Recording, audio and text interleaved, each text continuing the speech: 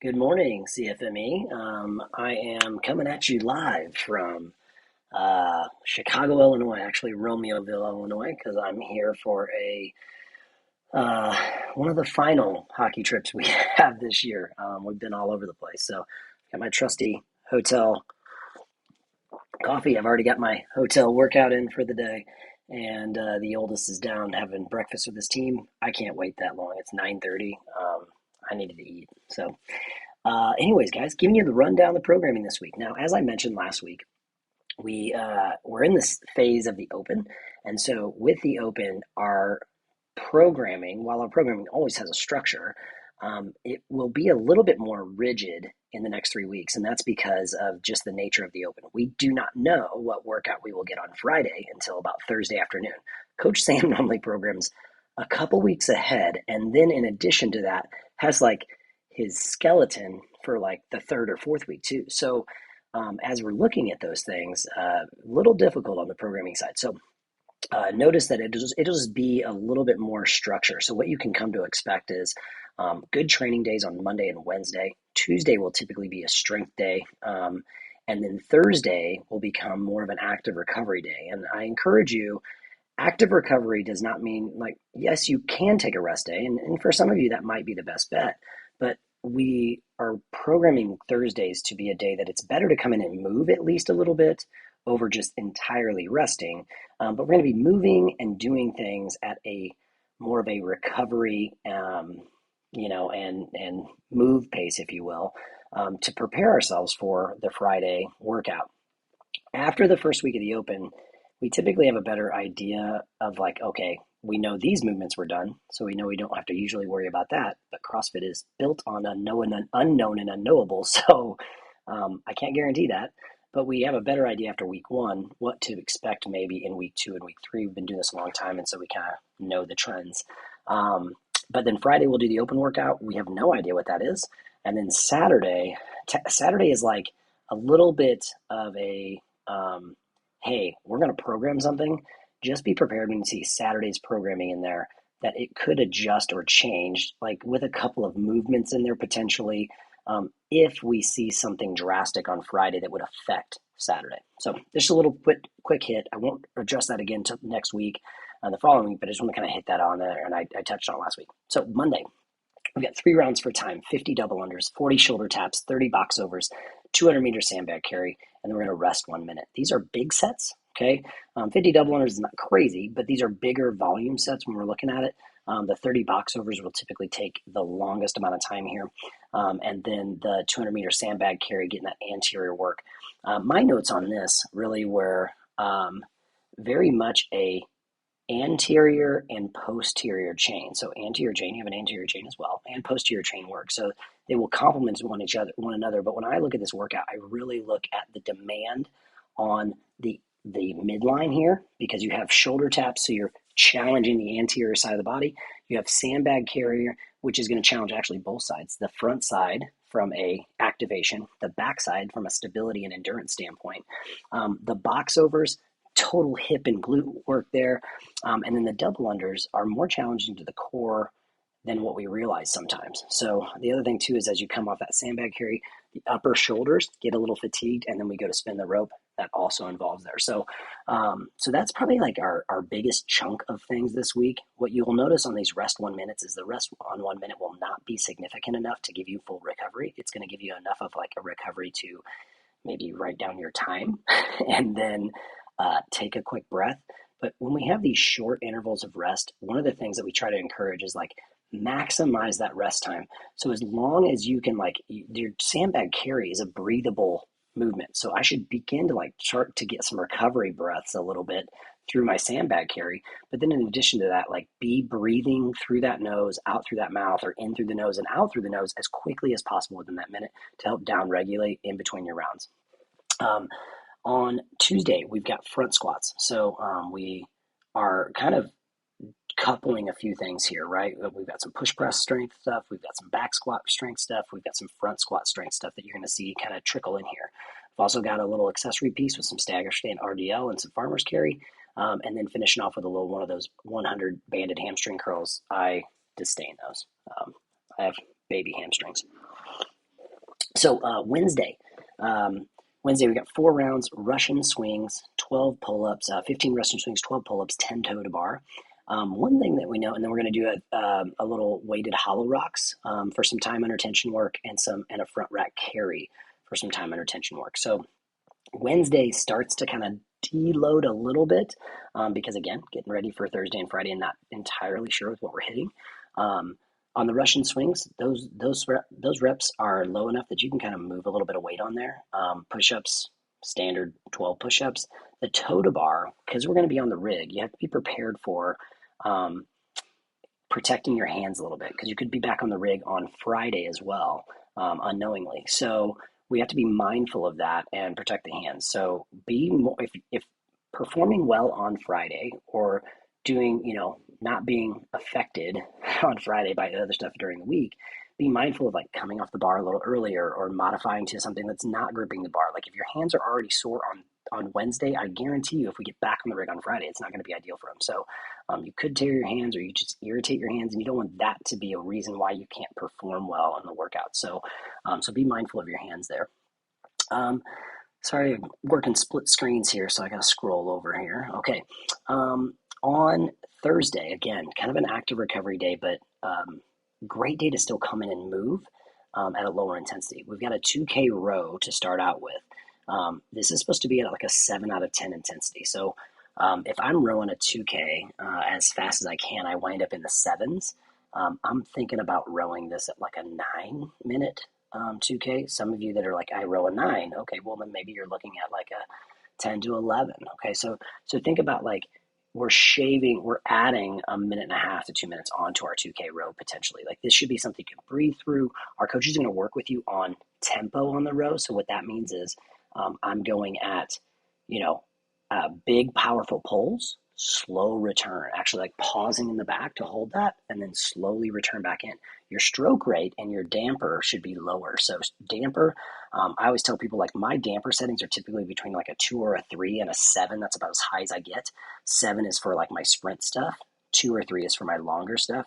In this type of workout, I'm going to be sitting at like a 3, and I'm just going to let the flywheel spin for me while I'm relaxing and breathing. Smooth return, big power coming out, but a smooth return coming back in. And so my stroke rate then will actually be probably under 20, like 17, 18, 19, 20 is going to be my range of my stroke rate. So think about that. Then we've got like a quick little 8-minute AMRAP. On the 8-minute AMRAP, the thing I like about it is we've got these side plank T-spine rotations. One thing that I've noticed, and this is actually only increased the more I work with Bill from MyoFit, and I see my other clients work with Bill. Thoracic, okay, that's your T-spine, so that's your mid-back, okay, so you have your neck area here, okay, you have your low back, your lumbar spine, okay, but we think that's midsection here, right?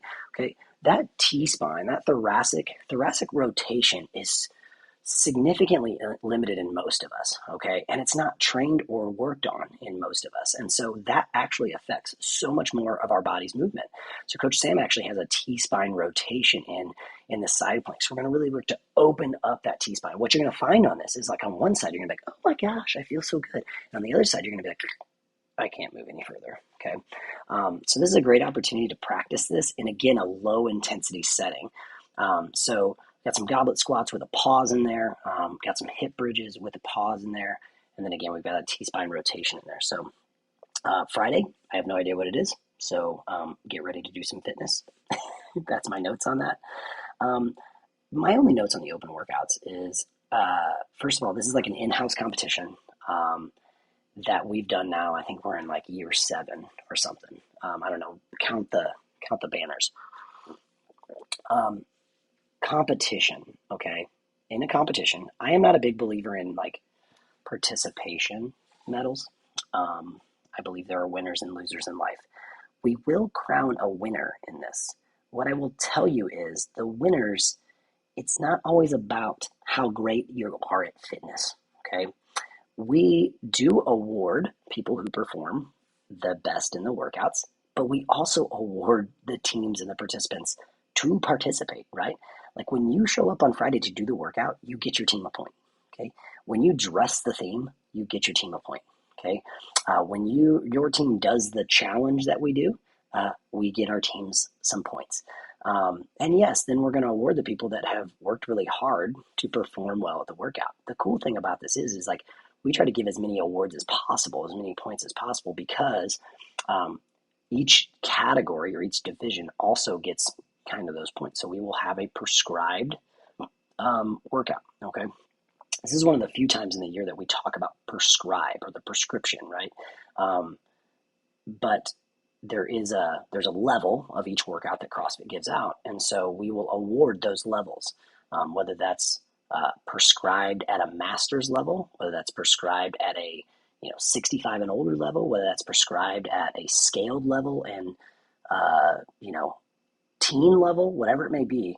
Like we will award those divisions and we will lump those people in. So the cool thing this year is like that's why we added our legends to our regular groups.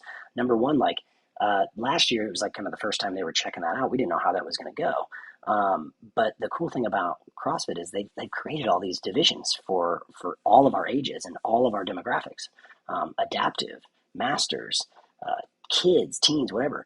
So we are awarding more points for just showing up and doing the workout than anything else. The other piece of this is like everybody gets freaked out about the workouts. Like, oh my gosh, I don't know if I'm gonna be able to do this. Like, guys, you have done every single like I have not seen an open yet, I don't think at least, that there was a movement that we did not do in our classes. Um, if you've been here, less time than some, maybe you haven't had a chance to do those things yet. But there's never been an open workout that I'm like, uh-oh, our clients are not prepared. They've never done this before. We do constantly varied functional movement, right? We use dumbbells, we use barbells, we use sandbags, we use slam balls, like we use boxes, we use rowers, we use pull-up bars. You guys have done all this stuff before. If you're newer, maybe you've not done as many of these things, but this stuff is not new to us. The other piece to this is like your coaches are still going to scale and modify and adjust and make the perfect workout for you during the open. Like these next 3 weeks, your classes, the only thing that runs different in your classes is like we need to have judges for those people that are participating in the online open that they might want to do. Uh, and so that means that sometimes we have to have like a couple heats, but ultimately, and we have to stay within the standards that CrossFit has set up for us. Um, but that's it. Coach is still going to be there, still going to warm up, still going to cool down. The energy is going to be way up and exciting. You might have people watching you do the workout more than you would normally have, but they're watching in support and excitement for you. So if you're nervous about the open, like or how well you're going to do, or you're going to take away from your team or something like that, you won't. You won't. If you show up and do the stuff, great. And if you miss a workout, so be it. Like hopefully you have somebody that's really fast at burpees or something like that or whatever else, and they can earn you some challenge points. All right. And if all else fails, show up in the theme. Wear the theme of the week and have some fun with your team. Okay. So that's my notes on the open. Don't know what the workout is. On Saturday, I'm going to tell you this workout, and then I'm going to tell you that I don't know that you actually do this workout, right?